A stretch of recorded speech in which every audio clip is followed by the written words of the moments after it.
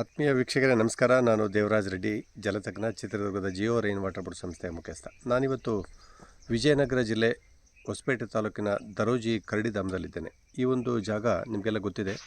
ದರೋಜಿ ಕರಡಿಧಾಮ ಅಂತಂದರೆ ತುಂಬ ಓಕೆನಾ.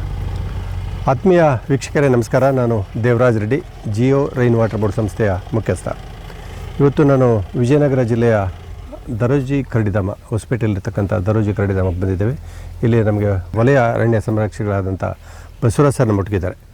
ಅವರು ಇದರಲ್ಲಿ ಕ್ಯಾಂಪಸ್ಸಲ್ಲಿ ಸುಮಾರು ಒಂದು 3 ಬೋರ್ವೆಲ್ಗಳಿಗೆ ವೈಜ್ಞಾನಿಕವಾಗಿ ಬೋರ್ವೆಲ್ ರೀಚಾರ್ಜ್ ಮಾಡ್ತಕ್ಕಂಥ ಒಂದು ಕೆಲಸವನ್ನು ಮಾಡಿದ್ದೇವೆ. ಮಾಹಿತಿಯನ್ನು ಸರಿ ಹಂಚ್ಕೊತಾರೆ. ಸರ್ ನಮಸ್ಕಾರ. ನಮಸ್ಕಾರ. ಒಂದು ಜಲ ಸಂರಕ್ಷಣೆ ಬಗ್ಗೆ ನಿಮ್ಮ ಅನಿಸಿಕೆಗಳನ್ನ ಹೇಳಿ.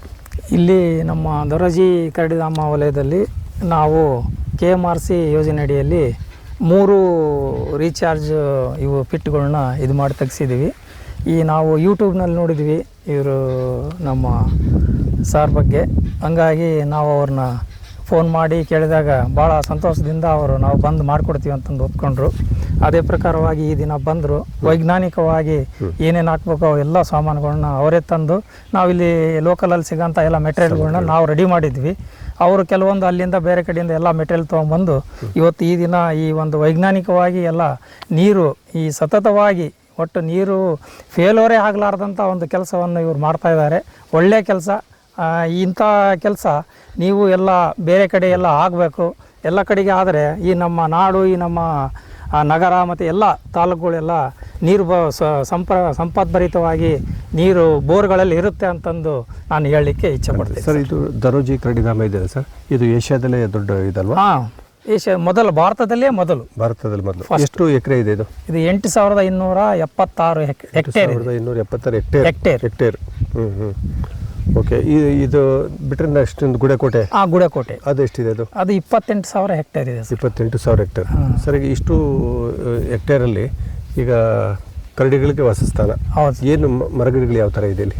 ಮರಗಳು ಇಲ್ಲಿ ನ್ಯಾಚುರಲ್ ಆಗಿ ಕಾರೆ, ಬಾರೆ, ಮತ್ತೆ ಕವಳೆ, ಕಮರ, ಅಂದ್ರೆ ಎಲ್ಲ ಶ್ರಬ್ಸ್, ದೊಡ್ಡ ದೊಡ್ಡ ಮರಗಳು ಇರಲ್ಲ. ಮತ್ತೆ ಎಲ್ಲ ಬಂಡೆ ಪ್ರದೇಶಗಳೆಲ್ಲ ಪೂರ್ತಿ ರಾಕಿ ಏರಿಯಾ. ಇದ್ರ ಮಧ್ಯದಲ್ಲೂ ನೀವು ಸುಮಾರು ವರ್ಷದಿಂದ ಕೆರೆಗಳು, ಚೆಕ್ ಡ್ಯಾಮ್, ನಾಲಾ ಬಂಡ್ಸು, ಇಂಥದೆಲ್ಲ ಜಲ ಸಂರಕ್ಷಣೆ ಮಾಡ್ತಾರೆ. ಗಲ್ಲಿ ಚೆಕ್ಸ್ ರೂಟೀನ್ ಪ್ರತಿ ವರ್ಷನೂ ಇದ್ದೇ ಇರುತ್ತೆ ಇದು ನಮ್ಮ ವನ್ಯಜೀವಿ ವಲಯದಲ್ಲಿ. ಕೆಲವು ಬರಗಾಲದ ವರ್ಷಗಳಲ್ಲಿ ಆದ್ರೂ ನೀರಿನ ಸಮಸ್ಯೆ ಆಗುತ್ತಲ್ವಾ ಇಲ್ಲಿ? ಅಲ್ಲ, ಇಲ್ಲಿ ನಮ್ಮ ಒಂದು 4-5 ದೊಡ್ಡ ಕೆರೆಗಳು ಇದಾವೆ. ಅವು ನಮಗೆ ಇಲ್ಲಿ ಒಂದು ವರ್ಷ ಮಳೆ ಬರದೇ ಇದ್ರು ಕೂಡ ಆ ಕೆರೆಗಳಲ್ಲಿ ನೀರು ಬತ್ತಲ್ಲ. ಹಂಗಾಗಿ ಇಲ್ಲಿ ನಮ್ಮ ಏನು ವನ್ಯ ಪ್ರಾಣಿಗಳಿಗೆ ಏನು ನೀರಿನ ಸಮಸ್ಯೆ ಇಲ್ಲ. ಮತ್ತೆ ಸಮಸ್ಯೆ ಬಂದಪ್ಪ ಅಂದ್ರೆ ನಮ್ಮ ಇಲಾಖೆಯಿಂದ ನಾವು ಟ್ಯಾಂಕರ್ ಮುಖಾಂತರ ಎಲ್ಲ ಸಿಮೆಂಟ್ ವಾಟರ್ ವೆಲ್ಗಳನ್ನು ಮಾಡಿಸಿದ್ದೀವಿ. ಎಲ್ಲ ಒಂದು 15ರಿಂದ 20 ಸಿಮೆಂಟ್ ವಾಟರ್ ವೆಲ್ಸ್ ಇದಾವೆ. 1 ಕಿಲೋಮೀಟರ್, ಅರ್ಧ ಕಿಲೋಮೀಟರ್ ಅಂತರದಲ್ಲಿ. ಅವೆಲ್ಲವೂ ನಾವು ಬೇಸಿಗೆ ಹೌದೌದು ಎಲ್ಲ ಫೋಟೋಸ್ ಎಲ್ಲವೂ ಇದಾವೆ. ಪ್ರತಿ ವರ್ಷ ಜಲಮೂಲಗಳು, ಬೋರ್ಗಳು ನೀರಿಲ್ಲ, ಕೆರೆಗಳು ಬತ್ತಿ ಹೋದ್ರೆ ನಾವು ಅದು ನೀರ್ ಇರ್ಲಿ ಬಿಡ್ಲಿ, ಆ ವಾಟರ್ ವೆಲ್ಸ್ಗಳಿಗೆ ನಾವು ತುಂಬಿಸ್ತಾನೆ ಇರ್ತೀವಿ. ಹೌದೌದು, ಬೇಸಿಗೆಯಲ್ಲಿ ತುಂಬಾ ತುಂಬಿಸ್ತೀವಿ. ಈ ತರ ಕೆಲಸಗಳು ಮಾಡ್ತಾ ಇದ್ದೀವಿ. ಮತ್ತೆ ಈ ವರ್ಷ ನೀವು ಒಂದು ನಾಲಾ ಬಂಡ್ಗಳನ್ನ 2-3 ಮಾಡಿದ್ವಿ ಅಂತ ಹೇಳ್ತಾ ಇದ್ದೀವಿ. ನಾಲಾ ಬಂಡ್ಗಳು ಒಂದು 3-4 ಮಾಡಿದ್ವಿ ಈ ವರ್ಷ. ಇದು KMFC, KMERC ಎಲ್ಲ ಮಾಡಿರ್ತಕ್ಕಂಥ. ಮತ್ತೆ ಈಗ 3 ಬೋರ್ಗೆ ರೀಚಾರ್ಜ್ ಮಾಡ್ತಾರೆ ಕೆಲಸ ಆಗಿದೆ. ಸರ್, ಕರಡಿಗಳು ಎಷ್ಟಿದೆ ಇಲ್ಲಿ? ಅದು SOS ಇದ್ರ ಪ್ರಕಾರ ಒಂದು 100+ ಅಂತ ಹೇಳಿದ್ದಾರೆ. ಹೆಚ್ಚು ಕರಡಿಗಳಿದೆ.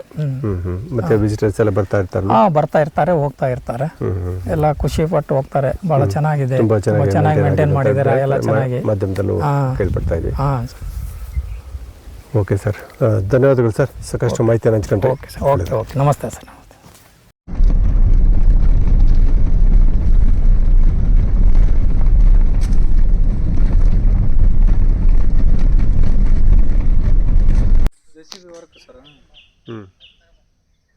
ಒಟ್ಟು ಎಷ್ಟು ಬೋರ್ ಇದಾವೆ ಫಾರೆಸ್ಟ್ ಒಳಗೆ?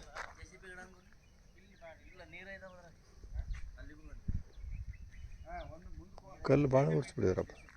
ಇದು 8 ಐತೆ.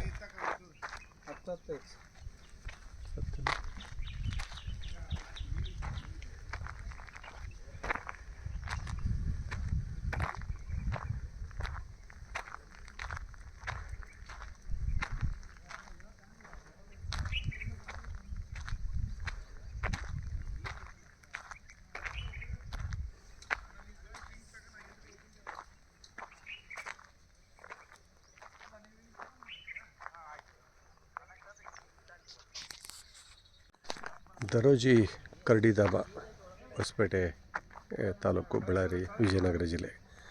ಇಲ್ಲಿ ಕರಡಿಧಾಮ ಅಂತ ಕರಡಿಗಳಿರ್ತಕ್ಕಂಥ ಒಂದು ವಾಸಸ್ಥಾನ ಇದು. 8,700 ಚಿಲ್ಲರೆ ಎಕರೆಯಷ್ಟು ಜಾಗದಲ್ಲಿ ಈ ಥರ ಎಲ್ಲ ಮುಳ್ಳು ಕಂಟೆಗಳು, ಒಂದಷ್ಟು ಬೋರ್ವೆಲ್ ಕೊಡಿಸ್ತಕ್ಕಂಥ ಒಂದು ಪ್ರಯತ್ನ ಇತ್ತು. ಇದು ಬೋರ್ವೆಲ್ ಇರ್ತಕ್ಕಂಥ ಒಂದು ಜಾಗ. ಈ ಬೋರ್ವೆಲ್ ಇರ್ತಕ್ಕಂಥ ಜಾಗದಲ್ಲಿ ನೋಡಿ, ನಿಮಗೆ ಈಗ ಫೆಬ್ರವರಿ 27 ಈ ಡೇಟಲ್ಲಿದ್ದೀವಿ. ಒಂದು ರೀಚಾರ್ಜ್ ಬಿಟ್ಟು ಇಂಗುಗುಂಡಿ ಮಾಡ್ತಕ್ಕಂಥ ಜಾಗದಲ್ಲೇ ವಾಟರ್ ಸೋರ್ಸ್ ಜಲವೇ ಬಂದಿದೆ. ಈ ಬೋರ್ವೆಲ್ಗೆ ನಾವು ರೀಚಾರ್ಜ್ ಮಾಡ್ತಕ್ಕಂಥ ಒಂದು ಪ್ರಕ್ರಿಯೆ ಈಗ ಆಲ್ರೆಡಿ ಸ್ಟಾರ್ಟ್ ಮಾಡಿದ್ದೀವಿ. ಇದಕ್ಕೆ ಬೇಕಾದಂಥ ಮಟೀರಿಯಲ್ಸ್ಗಳು, ಕಲ್ಲು ಎಲ್ಲ ಬಂದಿದೆ. ಇದೆಲ್ಲ ಮಟೀರಿಯಲ್ಸ್ಗಳು.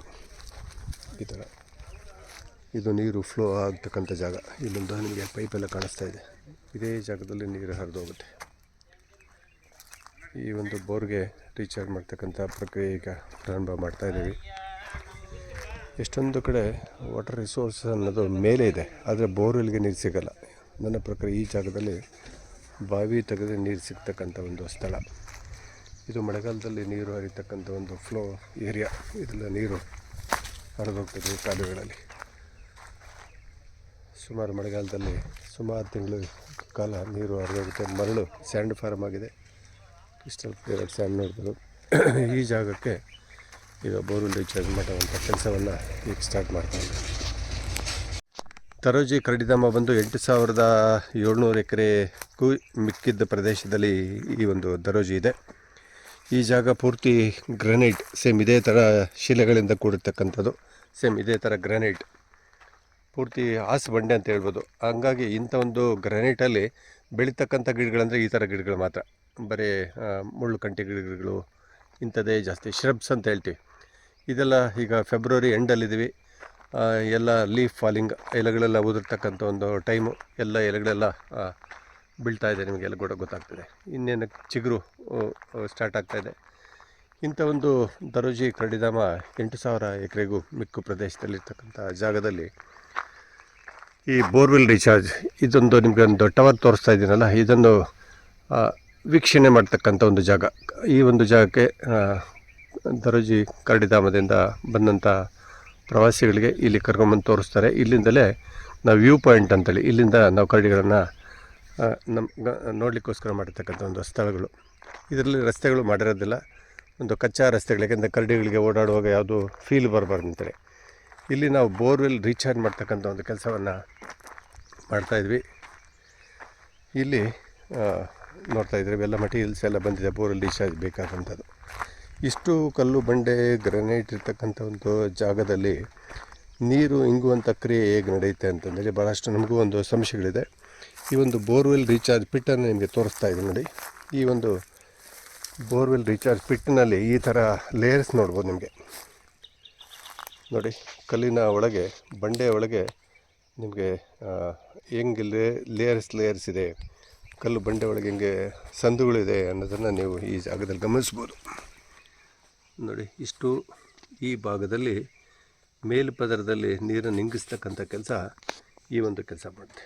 ಇದಕ್ಕೆ ನಾವು ಕ್ವಾರ್ಟ್ಜ್ ವೇನ್ಸ್, ಪೆಗ್ಮೆಟೇಟ್ ವೇನ್ಸ್ ಅಂತ ಕೆಲವು ಪದಗಳನ್ನ ಹೇಳ್ತೀವಿ. ಮತ್ತು ಕೆಲವು ಕಡೆ ಎಲ್ಲ ನಮಗೆ ಈ ಸುಣ್ಣಕಲ್ಲು ಅಂತ ಹೇಳ್ತೀವಲ್ಲ, ಕ್ಯಾಲ್ಶಿಯಂ ಸಹ ಫಾರ್ಮ್ ಆಗಿರ್ತದೆ. ನೋಡಿ, ಈ ಜಾಗದಲ್ಲಿ ನಿಮಗೆ ಕೆಲವು ಹೋಲ್ಸ್ ಕಾಣಿಸ್ತಿದೆಯಲ್ಲ, ನಿಮಗೆ ಆ ವಾಲಲ್ಲಿ ಕೆಲವು ರಂಧ್ರಗಳು ಕಾಣಿಸ್ತಾ ಇದೆ. ಇದೆಲ್ಲ ನೀರನ್ನು ಸರಬರಾಜು ಮಾಡ್ತಕ್ಕಂಥ ಒಂದು ವೆಂಟ್ಸ್ ಇವೆಲ್ಲ. ನೋಡಿ, ಇಲ್ಲೊಂದು ಕಡೆ ಇದೆ, ಇಲ್ಲೊಂದು ಕಡೆ ಇದೆ.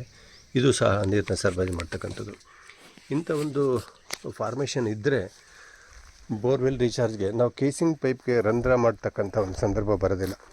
ನೋಡಿ, ಎಷ್ಟೊಂದು ಕಲ್ಲಿನಲ್ಲಿ ಫಾರ್ಮೇಷನ್ ಡಿಫ್ರೆಂಟ್ ಆಗಿದೆ ಅನ್ನಲಿಕ್ಕೆ ಈ ಒಂದು ಇಂಗುಗುಂಡಿ, 10 ಅಡಿಯ ಇಂಗುಗುಂಡಿಯಲ್ಲಿ ಬದಲಾವಣೆಗಳನ್ನು ನೋಡ್ಬೋದು. ಮತ್ತು ಬಾಟಮ್ನಲ್ಲಿ ನಿಮಗೆ ಪಸೆ, ನೀರಿನ ತೇವಾಂಶನೂ ನಿಮಗೆ ಕಾಣಿಸ್ತಾ ಇದೆ. ಇಂಥ ಕೇಸಲ್ಲಿ ಬೋರ್ವೆಲ್ ಎಷ್ಟು ನೀರು ಕುಡಿತದೋ ಅಷ್ಟೇ ನೀರನ್ನು ಭೂಮಿ ಸಹ ಕುಡಲಿಕ್ಕೆ ಅವಕಾಶ ಇದೆ ಅನ್ನೋಕ್ಕೋಸ್ಕರವಾಗಿ ಈ ಒಂದು ಮಾಹಿತಿಯನ್ನು ನಿಮ್ಮ ಜೊತೆಗೆ ಹಂಚ್ಕೊಳ್ತಾ ಇದ್ದೀನಿ.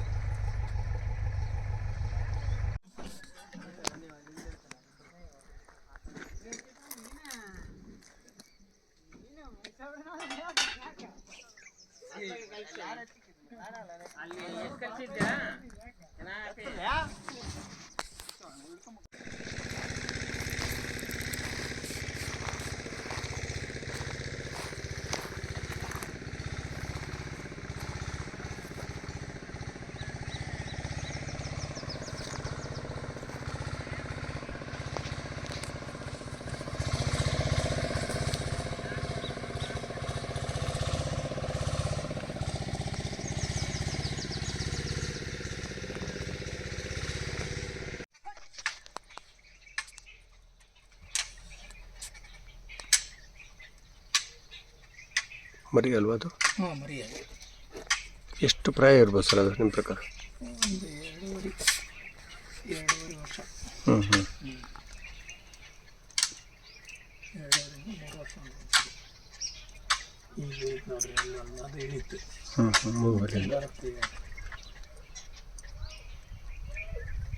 ಸೌಂಡ್ ಮಾಡ್ತಾರೆ. ಚೆನ್ನಾಗಿದೆ. ಇನ್ನೊಂದು ಬಂತು.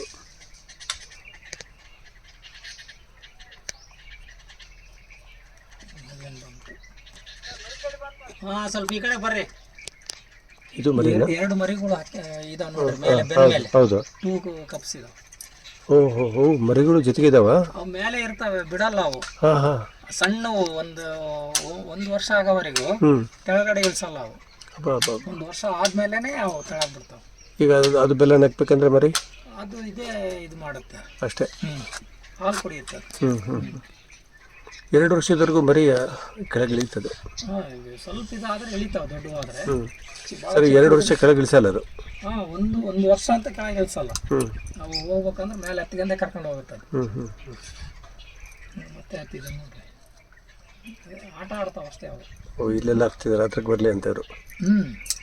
ಇಲ್ಲ, ಎಲ್ಲ ಪೂರ್ತಿ ಮ್ಯಾಲಿಂದ ಇಲ್ಲಿವರೆಗೆ ಹಾಕ್ತಾರೆ. ಇಲ್ಲಿ ಹಾಕ್ತಾರದು, ಈ ಮರಕ್ಕೆ ಹಾಕ್ತಾರೆ. ಇನ್ನೆಲ್ಲ ಒಂದು ಇಲ್ಲಿ ವಾಟರ್ ಹೋಲ್ ಇದೆ, ಅಲ್ಲಿ ಎಲ್ಲ ತಿಂದು ಮಾಡಿ ಇಲ್ಲಿ ನೀರು ಕುಡಿತಾವೆ ಲಾಸ್ಟ್ಗೆ. ನೋಡಿ ಮರಿಗಳು ನೋಡಿ. 2 ಮರಿ ಇದೆ.